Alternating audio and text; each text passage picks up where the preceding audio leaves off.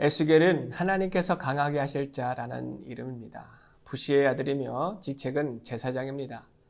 에스겔은 여호야긴 통치 6개월 만에 바벨론 2차 침공을 받고 1만 명의 유다인들 속에 포로로 잡혀갑니다.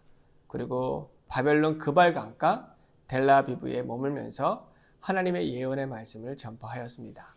에스겔의 예언은 연대기적 순서가 아닌 주제별로 기록되어 있습니다. 그래서 성경을 읽을 때 주제별로 네 부분으로 나누어 볼 수 있습니다. 첫 부분은 1장에서 24장 말씀입니다. 1장에서 에스겔의 소명과 하나님의 영광에 대한 환상을 보여줍니다. 2장과 3장에서는 두루마리 책의 환상을 통해 에스겔의 사명을 기록하였습니다.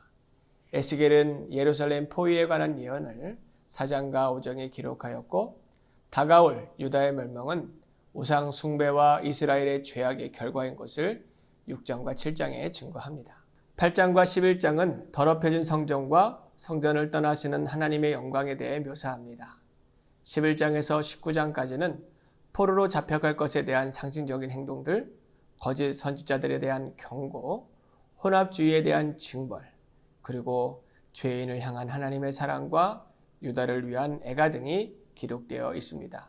20장에서 24장까지는 유다에 대한 심판의 말씀으로 그 결론을 맺습니다. 특히 24장 전반부에서는 예루살렘 성에 임할 혹독한 심판을 상징하는 끓는 가마의 비유를 기록합니다.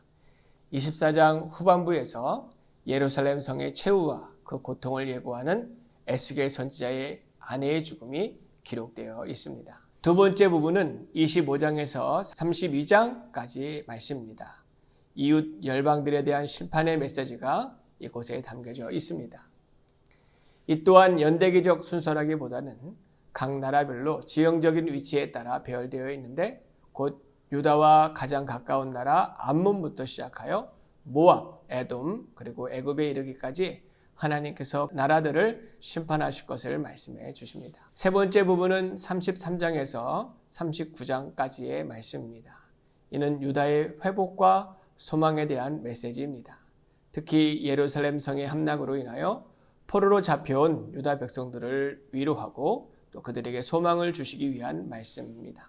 34장에서 에스겔 선지자는 이스라엘에 대한 악한 목자들, 곧 악한 이스라엘 왕들에 대한 여호와의 징벌을 선포하고 35장에는 에돔의 멸망을 선포합니다. 그리고 36장과 7장에서 이스라엘의 회복에 대한 언약을 말씀해 주십니다. 특히 골짜기의 마른 뼈에 대한 환상은 하나님의 영에 의한 이스라엘의 회복과 소생을 강조하고 있습니다. 37장 15절 이하의 두 막대기의 비유는 부러져 있는 막대기가 아닌 서로 다른 막대기 둘이 하나가 되는 말씀으로 다윗의 후손 곧 그리스도로 말미암아 두 왕국 곧 북이스라엘과 남유다가 하나로 연합될 것을 의미합니다. 더 나아가 이스라엘과 이방인들의 구원을 설명하기도 합니다. 38장과 9장에서는 메시아 곧 그리스도로 말미암아 다시 회복된 이스라엘 왕국이 북쪽에서 침략해온 강력한 마곡의 왕국을 쳐부술 것이며 그 결과로 세상 모든 나라들이 여호와의 전능하심을 깨닫게 될 것을 말씀하고 있습니다. 마지막 네 번째 부분은 회복될 하나님의 성읍과 새 성전에 대한 환상이 40장에서 48장에 기록되어 있습니다. 비록 나라가 멸망하고 성전은 무너졌으며 자신들이 처한 환경은 이방 나라 포로 생활 중이었지만 믿음의 눈을 들어 주님의 세계를 바라보게 하시는 그런 말씀입니다. 에스겔이 바라본 새 성전은 하나님의 영광이 다시 임하심으로 정결하게 될 것입니다. 새 성전의 번제단에서는 희생제물이 다시 봉헌될 것입니다. 44장에서 46장까지는 봉헌자들의 자격과 새로운 제사법에 대한 내용입니다. 거룩한 생명의 강물은 새 성전으로부터 흘러나와 죽은 바다, 사해를 변화시키고 새로운 낙원을 건설하게 될 것입니다. 하나님께서 세우신 나라는 여호와께서 영원히 함께 하십니다. 이를 여호와 삼마라 하였습니다. 이처럼 에스겔의 주제는 하나님의 징계와 심판이면서 동시에 이스라엘의 회복입니다.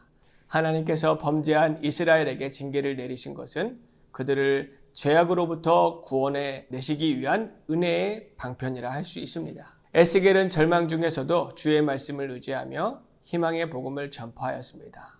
오늘 우리의 환경이 힘들고 어려워도 주의 말씀을 의지하며 또 소망하며 힘써 구원을 이루어 나갈 수 있기를 바랍니다.